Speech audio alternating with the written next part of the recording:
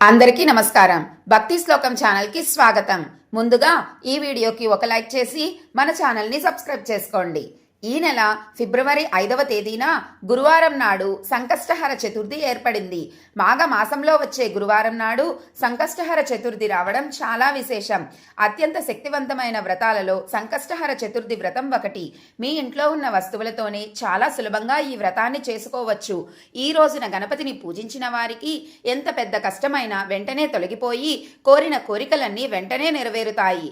కాబట్టి ఈ ఫిబ్రవరి 5వ తేదీన సంకష్టహర చతుర్థి నాడు శక్తివంతమైన గణపతి వ్రతాన్ని ఎలా చేయాలి, పాటించవలసిన నియమాలు ఏమిటో ఈ వీడియోలో తెలుసుకుందాం. ఫిబ్రవరి 5 సంకష్టహర చతుర్థి వచ్చింది.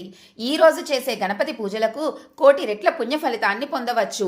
ఈ వ్రతాన్ని ఆచరించే స్త్రీలు ఉదయాన్నే నిద్రలేచి తలస్నానం చేసి ఇల్లంతా శుభ్రం చేసుకొని ఇంట్లో పసుపు నీళ్లు చల్లుకోండి. ఇంటి గుమ్మం ముందు ముగ్గు వేసి ఇంటి గడపలకు పసుపు రాసి గణపతి పూజ ప్రారంభించండి.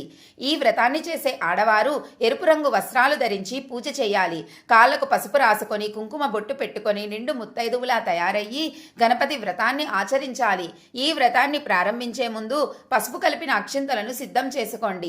అలాగే మీ పూజ గదిలో వినాయకుడి చిత్రపటం ఉండేలా చూసుకోండి.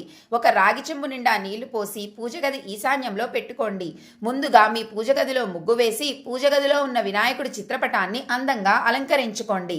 వినాయకుడికి గంధం రాసి కుంకుమ బొట్లు పెట్టి ఎరుపు రంగు పుష్పాలు అలాగే తెలుపు రంగు పుష్పాలతో గణపతిని అలంకరించుకోవాలి. ఈ విధంగా గణపతిని అలంకరించి దీపారాధన చేయాలి.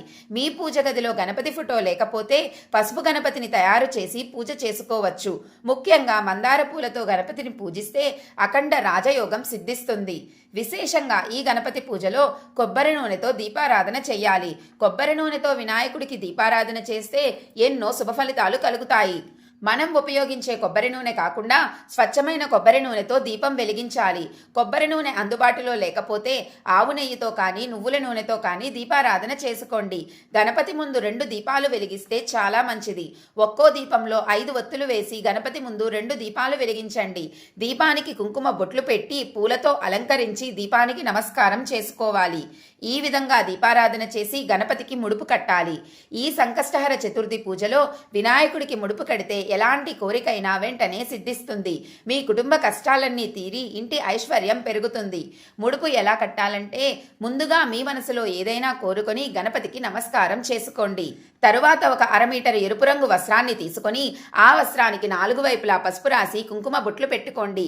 ఈ ఎర్రటి వస్త్రంలో 3 గుప్పిళ్ల బియ్యం, 2 తమలపాకులు, 2 ఎండు ఖర్జూరాలు, 2 వక్కలు అలాగే 11 రూపాయలను దక్షిణగా సమర్పించి 3 ముడులు వేస్తూ ముడుపు కట్టాలి. ముడుపు కట్టేటప్పుడు మీ మనసులో గణపతిని స్మరించుకుంటూ ముడుపు కట్టండి. ఈ ముడుపుకు కుంకుమ బొట్లు పెట్టి వినాయకునికి ఎదురుగా పెట్టుకోండి. ఈ శక్తివంతమైన ముడుపుకు సాంబ్రాణి ధూపం వేసి నమస్కారం చేసుకోండి. ఓం శ్రీ లక్ష్మీ గణపతియే నమః అనే మంత్రాన్ని చదువుతూ గణపతిని పూజించాలి. ఇక గణపతికి నైవేద్యంగా ఉండ్రాలను నివేదించాలి లేదా లడ్డూలను నివేదించండి. అలాగే పటికీ బెల్లం కూడా నివేదించవచ్చు. ఈ విధంగా గణపతికి పూజ చేసి తప్పనిసరిగా సంకష్టహర చతుర్థి వ్రత కథను చదవాలి. ఈ కథను స్వయంగా చదవలేని వారు వ్రత కథను విన్నా సరిపోతుంది. చివరిగా గణపతికి కర్పూర హారతి సమర్పించి ముడుపుకు కూడా హారతి ఇచ్చి 5 ప్రదక్షిణాలు చేసి తలపై అక్షింతలు వేసుకొని గణపతికి నమస్కారం చేసుకోండి. ఈ విధంగా సంకష్టహర చతుర్థి వ్రతాన్ని ఆచరించి ఉదయమంతా ఉపవాసం ఉండాలి. కటిక ఉపవాసం ఉండనక్కర్లేదు. పాలు అలాగే పండ్లను స్వీకరించవచ్చు. ఈ విధంగా ఉదయం పూజ చేసి సాయంత్రం 6 దాటిన తర్వాత తలస్నానం చేసి పూజ గదిలో ఒక దీపం వెలిగించి గణపతి దగ్గర ఉన్న ముడుపును విప్పి అందులో ఉన్న బియ్యాన్ని తీసి వాటితో పొంగలిని తయారు చేసి స్వామివారికి నివేదించాలి. ఈ నైవేద్యాన్ని ఇంట్లో ఉన్న ప్రతి ఒక్కరూ తినాలి.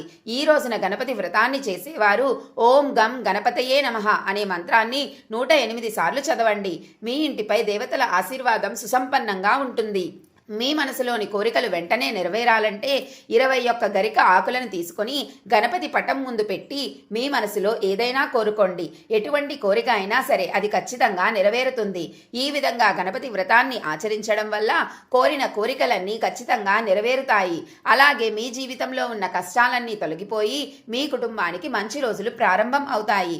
ఈ విధంగా గణపతిని పూజించి చంద్రుడిని చూసి మీ ఉపవాసాన్ని విరమించి ఆహారాన్ని తినవచ్చు. ఇక ముడుపులో ఉన్న వక్కలు, ఖర్జూరాలు అలాగే తమలపాకులను ప్రసాదంగా స్వీకరించాలి. ముడుపులో ఉన్న 11 రూపాయలను తీసి మీ బీరువాలో పెట్టుకోండి. ఈ విధంగా ఉదయం స్వామికి ముడుపు కట్టి సాయంత్రం ఆ ముడుపులో ఉన్న బియ్యంతో పరమాన్నం తయారు చేసి గణపతిని పూజిస్తే ఎన్ని కష్టాలు ఉన్నా వెంటనే తీరిపోయి సకల ఐశ్వర్యాలు కలుగుతాయి. ఈ వ్రతానికి చాలా శక్తి ఉంటుంది. కాబట్టి ఇంతటి శక్తివంతమైన సంకష్టహర చతుర్థి వ్రతాన్ని ప్రతి ఒక్కరూ ఆచరించండి. ఈ గణపతి వ్రతాన్ని చెయ్యలేని వారు మీ దగ్గరలో ఉన్న గణపతి దేవాలయానికి వెళ్ళి గణపతికి నమస్కారం చేసుకోండి. అలాగే గణపతి దగ్గర దీపాలు వెలిగించండి. ముఖ్యంగా ఈ సంకష్టహర చతుర్థి నాడు గణపతి ఆలయంలో 3 ప్రదక్షిణాలు చేసి వినాయకుడికి గరికను సమర్పిస్తే ఎన్నో శుభ ఫలితాలు కలుగుతాయి. గరిక అంటే గణపతికి చాలా ప్రీతికరమైనది. కాబట్టి ఈ సంకష్టహర చతుర్థి రోజున గరికతో గణపతిని పూజించినా కోటి జన్మల పుణ్య ఫలితం లభిస్తుంది. ఇక భార్యాభర్తల మధ్య గొడవలు ఉన్నవారు ఈ సంకష్టహర చతుర్థి రోజున గణపతి దేవాలయానికి వెళ్ళి గణపతికి అరటి పండ్లను నివేదించండి. భార్యాభర్తల మధ్య సఖ్యత పెరుగుతుంది. అలాగే మీ భర్త సంపాదన బాగా పెరగాలంటే ఈ సంకష్టహర చతుర్థి రోజున వినాయకుడి పటం ముందు 5 తమలపాకులు పెట్టి మీ భర్త బాగా సంపాదించాలని గణపతికి నమస్కారం చేసుకొని ఈ తమలపాకులను మీ బీరువాలో పెట్టుకోండి. మీ భర్త ఆదాయం ఖచ్చితంగా పెరుగుతుంది. మీ ఇంటికి డబ్బు రావడం ప్రారంభం అవుతుంది. ముఖ్యంగా ఈ చతుర్థి రోజున జమ్మి చెట్టును ముట్టుకుంటే విపరీతమైన అదృష్టం కలిసి వస్తుంది. జమ్మి చెట్టు నీడలో నిలబడినా చాలు మీ జాతకంలో అదృష్టం తాండవిస్తుంది. ఇక మీకు మంచి రోజులు ప్రారంభం అవుతాయి. అలాగే జిల్లేడు మొక్కని వినాయకుని మొక్కగా భావిస్తారు. కాబట్టి ఈ సంకష్టహర చతుర్థి రోజున జిల్లేడు చెట్టుకు పసుపు నీళ్లు పోస్తే పెళ్లి కాని వారికి త్వరగా పెళ్లి అవుతుంది. చాలా మందికి సొంతింటి కల ఉంటుంది. అలాంటి వారు ఈ సంకష్టహర చతుర్థి రోజున గోమాతకు గడ్డిని తినిపించండి. స్వయంగా మీ చేతుల మీదుగా ఆవుకు ఆహారాన్ని తినిపించి గోమాతకు నమస్కారం చేసుకుంటే మీ సొంతింటి కల ఖచ్చితంగా నెరవేరుతుంది. అలాగే 21 యాలకులను తీసుకొని ఒక యాలకుల మాలను తయారు చేసి గణపతి పటానికి వేసి నమస్కారం చేసుకుంటే జీవితాంతం డబ్బు కష్టాలు లేకుండా రాజయోగాన్ని పొందుతారు. అన్నిటికన్నా ముఖ్యంగా చతుర్థి రోజున స్నానం చేసేటప్పుడు నీటిలో కొంచెం పసుపు వేసుకొని స్నానం చేయండి. మీ జాతకంలో విపరీతమైన అదృష్టం కలిసి వస్తుంది.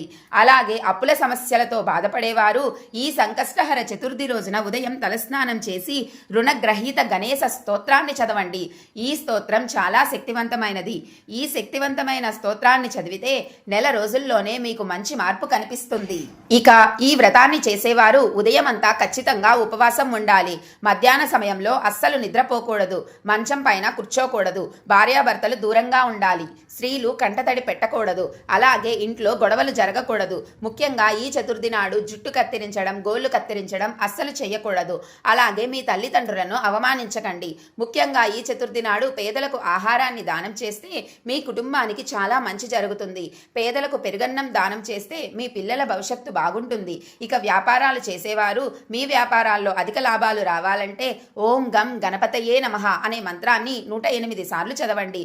ఇక జాతక దోషాలతో ఇబ్బంది పడేవారు ఓం హ్రీ శ్రీ లక్ష్మీ వాసుదేవాయ నమః అనే మంత్రాన్ని 108 సార్లు చదివితే జాతక దోషాలన్నీ వెంటనే తొలగిపోతాయి. ఈ విధంగా గణపతిని పూజించి అష్టైశ్వర్యాలను సులభంగా పొందండి. మీకు ఈ వీడియో నచ్చిందా? అయితే ఈ వీడియోకి ఒక లైక్ చేసి మన భక్తి శ్లోకం ఛానల్ని సబ్స్క్రైబ్ చేసుకోండి. మరొక మంచి వీడియోతో మళ్ళీ కలుద్దాం. సర్వే జనా సుఖినో భవంతు.